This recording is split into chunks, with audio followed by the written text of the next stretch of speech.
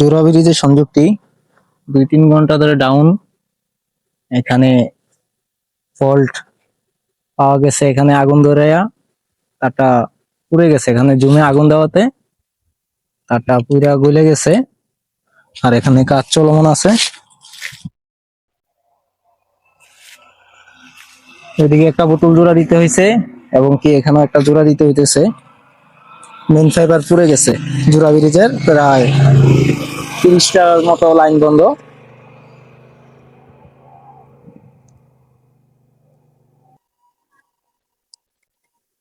Fibre গুলো জোড়া দেওয়া হচ্ছে,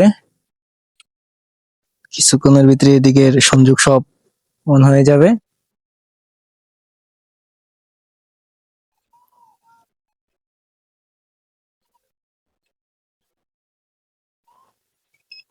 ফাইবার জয়েন কমপ্লিট।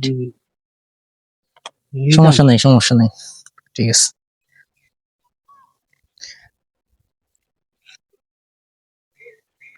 ফল্ট হয়েছে এই জায়গা থেকে, এই জায়গায় আগুন দেওয়াতে তার সহ পুড়ে গেছে। এটা হচ্ছে জোড়া ব্রিজ এলাকার।